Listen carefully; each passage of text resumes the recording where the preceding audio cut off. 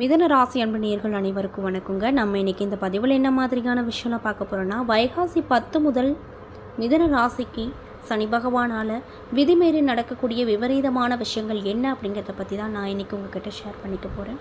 இந்த பதிவுகளில் சொல்லக்கூடிய எல்லா தகவலுமே கண்டிப்பாக உங்களுக்கு பயன் தரக்கூடிய விஷயமாக தான் இருக்க போகுது.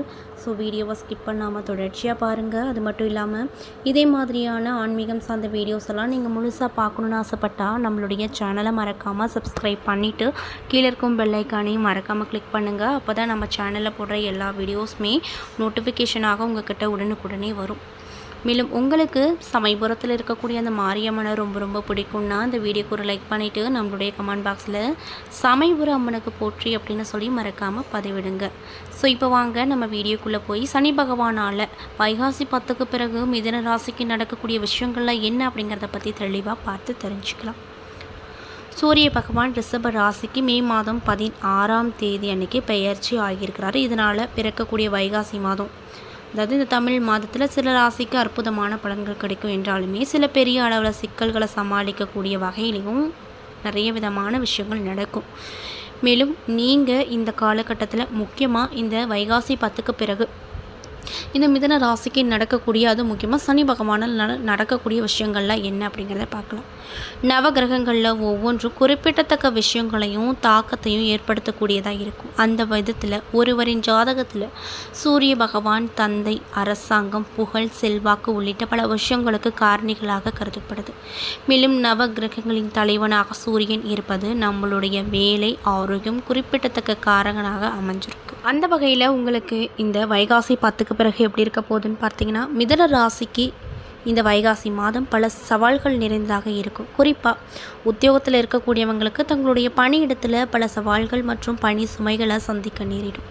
இது உங்களுக்கு கடின நேரமாக சொல்லப்படுது, அலைச்சல் தரக்கூடியதாக. அது மட்டும் இல்லாமல் உங்களுடைய குடும்பத்தில் இருப்பவர்களோடு தேவையற்ற வாக்குவாதம் ஏற்பட அதிகப்படியான வாய்ப்பு அமைஞ்சிருக்கு. மேலும் இந்த காலகட்டத்தில் அரசு துறையில் உங்களுடைய வருகையை ஒழுக்கத்தோடு மிக கவனமாக உங்கள் வேலைகளில் செயல்படுவது நல்லது.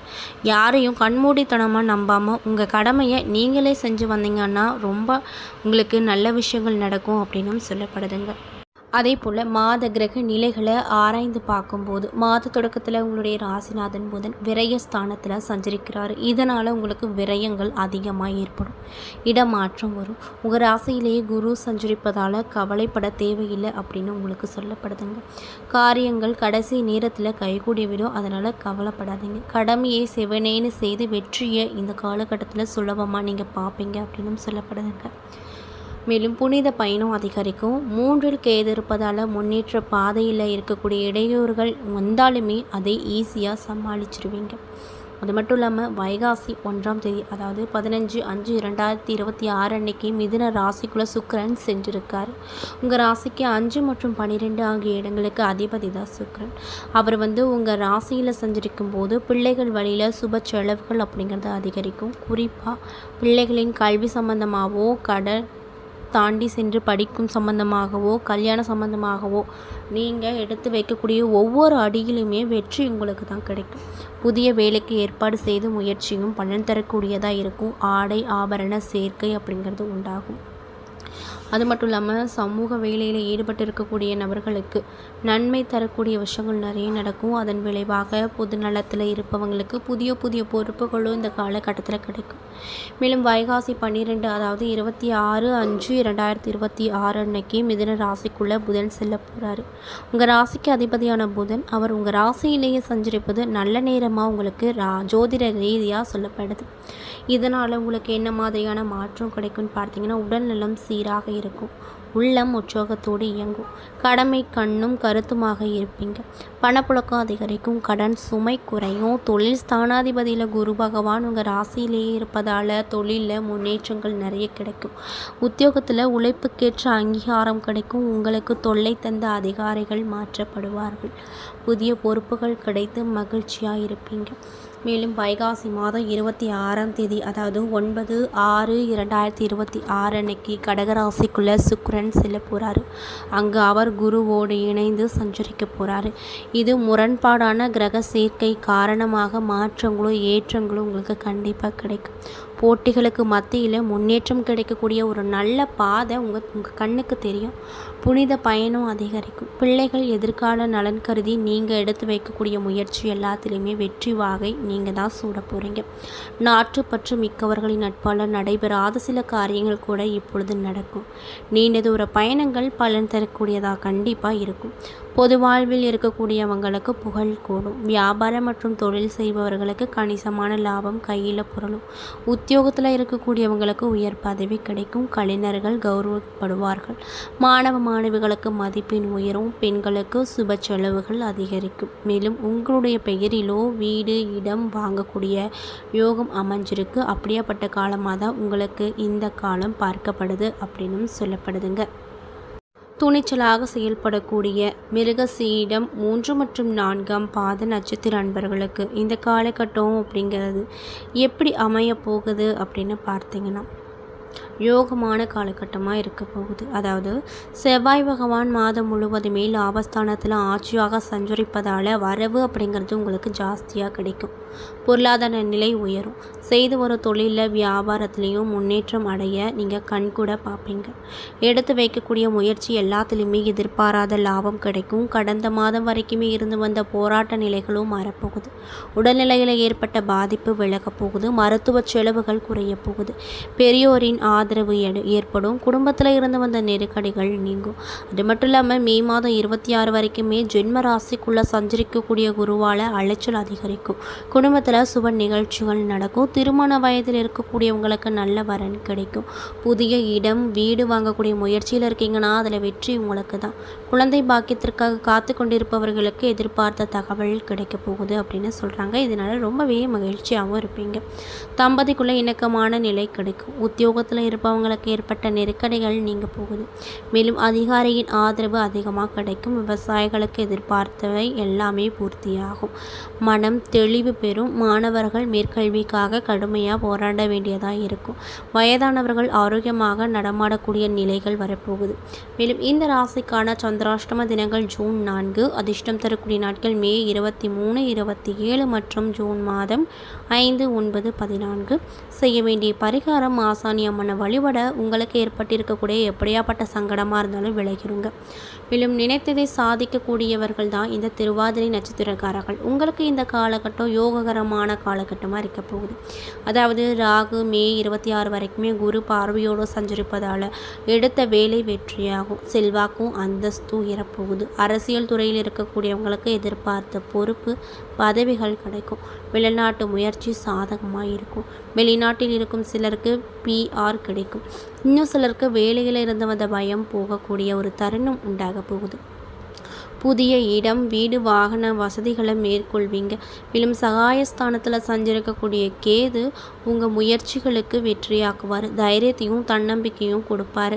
சகோதரர்கள் இடையே சிறு சிறு கசப்புகள் உண்டாகும் என்றாலுமே முடிந்தவரை நீங்கள் அனுசரித்து செல்வது நல்லது அப்படின்னு சொல்கிறாங்க. உடல்நிலையில் ஏற்பட்ட பாதிப்புகள் கண்டிப்பாக நீங்கும். ஆரோக்கியமாக செயல்படுவீங்க. சனி பகவானும் உங்களுக்கு நல்லதையே கொடுப்பாரு. அதனால் கவலைப்படாதீங்க. உடல்நிலையில் ஏற்பட்ட பாதிப்பை கண்டிப்பாக சனி பகவான் உங்களுக்கு மீட்டெடுத்து கொடுப்பாரு. ஆரோக்கியமாக செயல்படுவீங்க அப்படின்னும் சொல்லப்படுது. அது மட்டும் இல்லாமல் சனி பகவான் மே 26 முதல் குரு பார்வை கிடைப்பதால் வியாபாரம் மற்றும் தொழிலில் முன்னேற்றம் அடையும். உத்தியோகத்தில் இருக்கக்கூடியவங்களுக்கு ஏற்பட்ட பிரச்சனைகள் எல்லாம் முடிவுக்கு வரும். இன்னும் சிலருக்கு எதிர்பாராத மாற்றம் கிடைக்கும். புதிய தொழில் தொடங்க நீங்கள் எடுத்து வைத்திருக்கக்கூடிய எல்லா முயற்சியும் வெற்றியாகும். விவசாயத்தில் லாபம் அதிகரிக்கும். இன்னும் சிலர்களுக்கு அதாவது மாணவர்களாக இருக்கக்கூடியவங்களுக்கு வெளியூரில் தங்கி படிக்கக்கூடிய அளவுக்கு கல்லூரியில் இடம் கிடைக்கும். அது மட்டும் இல்லாமல் மூத்த குடிமக்களுக்கு நிம்மதியான நிலை வரும். பெண்களுக்கு தன்னம்பிக்கை அதிகரிக்கும். பெண் பொருள் சேர்க்கை உண்டாகும். மேலும் உங்களுக்கு அதிர்ஷ்டம் தரக்கூடிய நாட்கள் ஜூன் 4, 5. அதிர்ஷ்டம் தரக்கூடிய எண்கள் மே மாதம் 22, 23, 31 மற்றும் ஜூன் மாதம் 13, 14 அப்படின்னு சொல்லப்படுது. மேலும் நீங்கள் என்ன மாதிரியான விஷயங்களை பரிகாரங்கள் மாதிரி பண்ணணும்னு பார்த்தீங்கன்னா காளியம்மனை வழிபட வாழ்க்கையில் நன்மைகள் கிடைக்கும் அப்படின்னு சொல்கிறாங்க. மேலும் புனர்பூசம் 1, 2, 3 பாத நட்சத்திர நண்பர்களுக்கு இந்த காலகட்டம் எப்படி இருக்க போகுதுன்னு பார்த்தீங்கன்னா, நன்மை தரக்கூடிய காலகட்டமாக இருக்க போகுது. அதாவது உங்கள் ராசிக்கு சப்தாதிபதியும் ஜீவனாதிபதியுமான குரு பகவான் மே 26 வரைக்கும் ராசிக்குள்ளே சஞ்சரிப்பதால் உழைப்பு அதிகரிக்கும். அதற்கேற்ற வகையில் வருமானமும் கிடைக்கும். உத்தியோகத்தில் இருக்கும் சிலருக்கு திடீரென இடமாற்றங்கள், பதவி உயர்வுகள் ஏற்பட்டு குடும்பத்தில் ஓரிரு வகையில் உங்களுக்கு நிலையான விஷயங்கள் நடக்க போகுது அப்படின்னு சொல்கிறாங்க. குழந்தை பாக்கியத்திற்காக காத்து கொண்டிருப்பவர்களுக்கு ஸ்வீட் எடுத்து கொண்டாடு என்னும் அளவுக்கு நல்ல செய்தி வருங்க. இன்னும் சிலருக்கு பிள்ளைகளால் பெருமை கிடைக்கும். சொத்தில் ஏற்பட்ட பிரச்சனை முடிவுக்கு வரும். திருமண வயதில் இருக்கக்கூடியவங்களுக்கு நல்ல வரன் கிடைக்கும். இன்னும் சிலருக்கு மனமேடை ஏறக்கூடிய அளவுக்கு நிலையான விஷயங்கள் நடக்கும் அப்படின்னு சொல்கிறாங்க. மேலும் சொந்த வீடு இடம் வாங்கக்கூடிய அமைப்பு உங்களுக்கு அமைஞ்சிருக்கு. இன்னும் சிலருக்கு சொந்த வீட்டில் குடியேறக்கூடிய நிலையும் வரப்போகுது.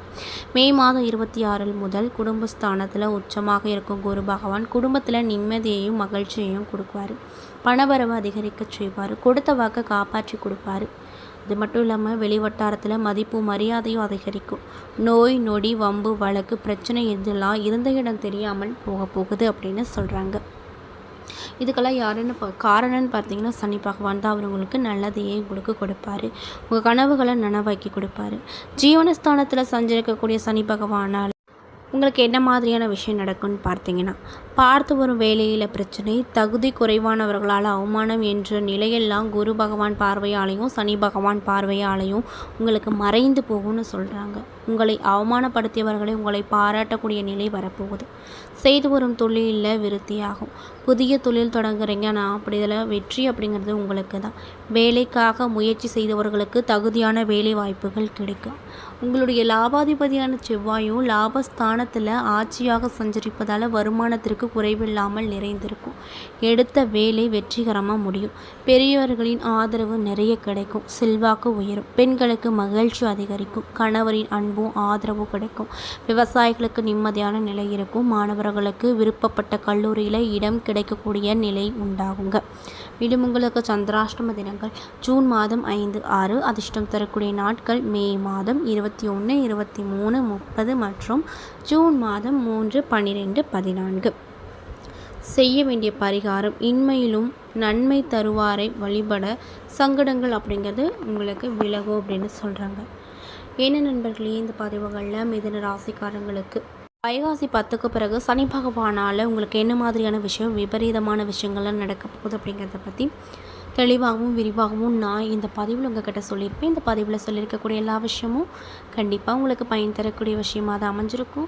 ஸோ வீடியோ பிடிச்சிருந்தால் லைக் பண்ணுங்கள், ஷேர் பண்ணுங்கள். அது மட்டும் இல்லாமல் இதே மாதிரியான விஷயங்கள் எல்லாம் பார்த்து தெரிஞ்சுக்கணும் அப்படின்னா நம்மளுடைய சேனலை மறக்காமல் சப்ஸ்கிரைப் பண்ணிவிட்டு கீழே இருக்கும் பெல் ஐக்கானையும் மறக்காமல் கிளிக் பண்ணுங்கள்.